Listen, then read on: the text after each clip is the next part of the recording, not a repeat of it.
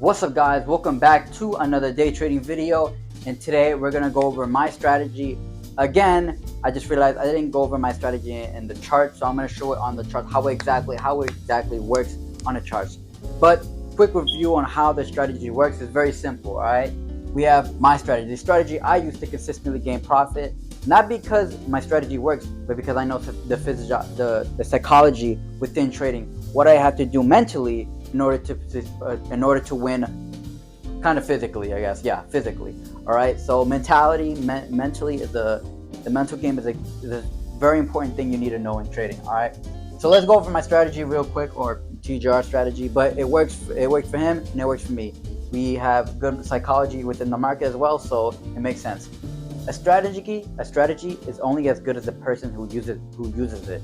So you have to be good. But first you have to pick up a strategy. So enough talking. Let's go over my strategy. And if you want to use it, you can use it. So what I do is I mark out high time frame draws liquidity.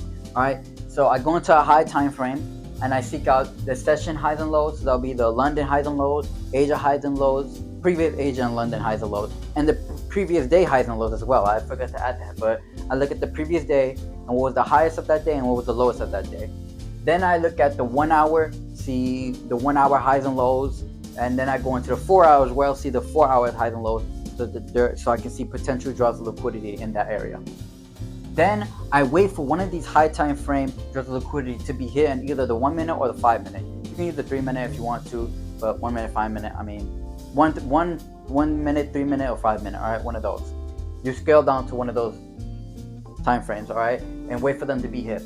Once it's hit, then you go down to the 1 minute, the 3 minute, or the 5 minute and look for a breaker structure or an inverse fair value gap. Or you can look for a breaker structure with an inverse fair value gap. If these two are coming in, if you see a breaker structure and an inverse fair value gap, that's even more confirmation. That's even more confidence that, hey, we're heading to the other direction. All right. If it forms a breaker structure but then hits a fair value gap, then it's going to continue on the structure where it's intended.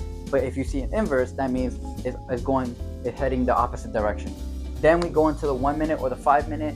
I use the 1 minute and look for a fair value gap, order block, breaker block, equilibrium, continuation, confirmation. All right, this is a confirmation that the structure has broken, and we're now heading into the other direction. And that's what I'm gonna come in. That's where I'm gonna aim for. All right.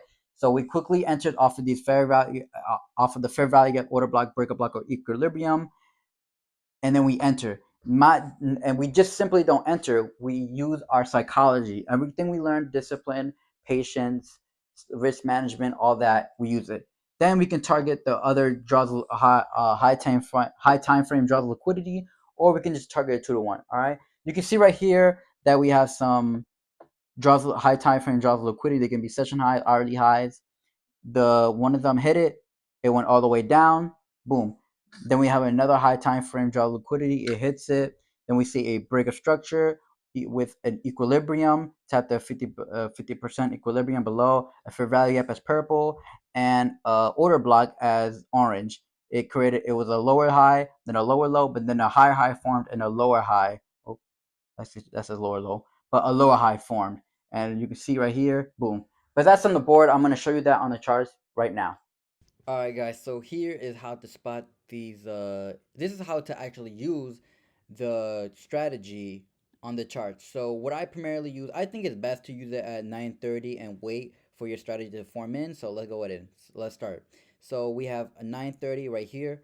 That means the opening bell. That means the stock is open for everyone. So we're seeing a clear downtrend. How can you tell? By lower lows, lower low, lower low, lower low, lower low, lower low. You can see that it's just going up and then down, up and then down, up a little bit down, up a little bit down. You can see that clear downtrend right there, correct? So let's delete all this. Let's get started. All right, so first you want to see a liquidity sweep. Yes, you want to see a liquidity sweep. So if we were to able draw a horizontal line, say right here, go into the 1 hour. Oh, that, I don't know why I did that. Okay, so 1 hour, and we was over here. Yeah. So if you look into the 1 hour, you can see that It, oh strap, it does not. Oh, right, Loki, liquidity sheet right there. This low has never been hit. And what happens when it got hit? It brung it down, and look, it went all the way up. So 1 minute already. So boom, that is actually a liquidity sheet right there. See, it taps liquidity from the 1 hour. If you would scale down to 1 hour, we can see that it was a low right there. All right, perfect. So what's next? Step two is we find a breaker structure or an inverse fair value gap. So what happens first? A fair value gap is formed right there. This fair value gap may be small, but the thing about fair value gap, size does not matter. All right, for the fair value gap, size does not matter. So no matter how small it is, even if it's this small right there, like this small right there, that fair value gap can still be valid. It can still, well, let's put it back.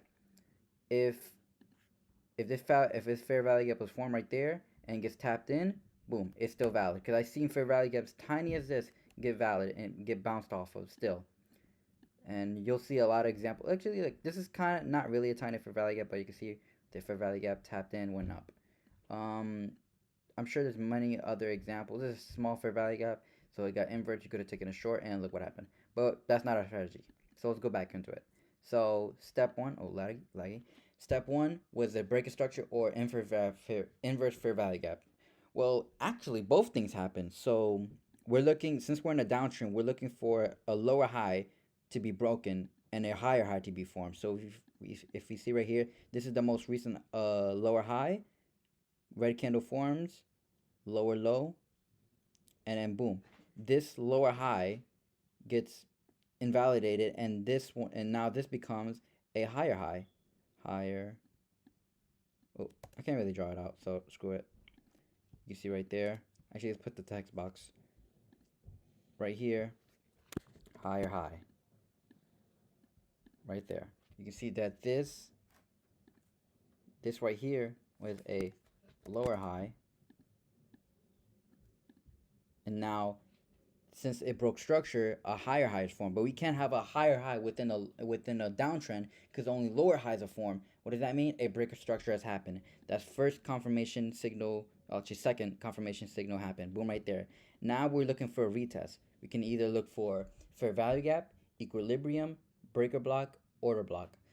All right. So let's start with equilibrium. I always use equilibrium. You go down to the most recent low to the most recent high. So it will be this candle right here. All right, from this candle to this candle, the lowest to the most recent high. Then you wait for a red candle to form. So if this candle was a green candle, you'd actually use this candle instead. I hope it's kind of hard to explain the most recent low from the most recent high from the after you see a breaker structure.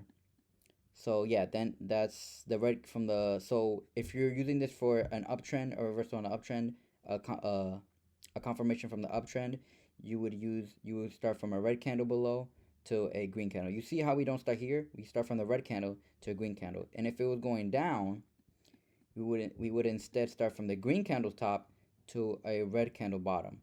See, we would never take this trade because it never entered equilibrium, never giving us clear confirmation. Yes, it went down, but we need confirmation. We can't just guess in these trades. It's way too dangerous. All right, we rather take the trade that set us up for complete success. But anyways, you can see that it clearly entered equilibrium right here. Even a little wick, it entered equilibrium. What are we looking for next? Well, you can just go off of the equilibrium, but if you want, you can go off of more confirmation. So we're gonna go off of an order block. So this right here, the candle after after the the after the break of structure is our order block. So what happens? Price price obliterates up. You may say, "Oh, damn it, I lost the move. Oh my gosh!" But you can see right here, actually, it comes right back up to our order block. You would have entered right here, and you would not be in any risk at actually just a little bit, but you could have won 62 points right there, like straight up. Your trade would have went straight up. You could have got 100 points right there. Actually, put it below the order block. A safe place to always put your stop loss is below your confirmation. So if you're using fair value gap, let's say if this was a fair value gap, you put it below. And actually, if you don't understand order blocks, you can just use a fair value gap or an equilibrium. I like to use an equilibrium with something. So it's either an equilibrium with an order block, with a fair value gap, or with a breaker block. I don't really use breaker blocks. Actually, this would be a breaker block because a breaker block is a failed order block, and you can see what happens when it's out. And actually, you would have entered right here.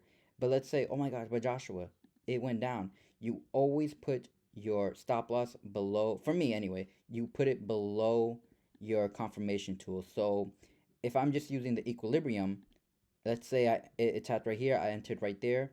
I'm gonna put it below the low. You either put it below the low or below your confirmation. I like to use both.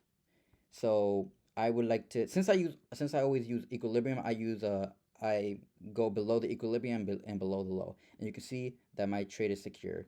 And even if I enter right here off of the breaker block, let's say I entered or tapped in right here, so and right here. I know this is a lot of risk, but oh, 1-to-1. Even if we target a 1-to-1, you can see that our trade has hit. If we enter 2-to-1, oh, it hit perfectly. If you entered on this candle, if you entered on the next candle, that's confirmation. We would have been drawn down, yes, but you can see our trade hit full TP. Beautiful. Look at that. That's an amazing example right there. You can see. So that's many examples. That's an example on how you can use the strategy and how it works. Let's go on to another day. I think the day previous to this worked as well.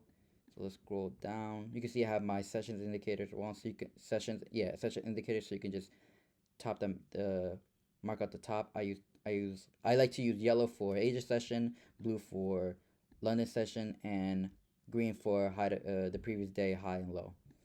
So let's go right here. You can see I already have it previewed out because I traded.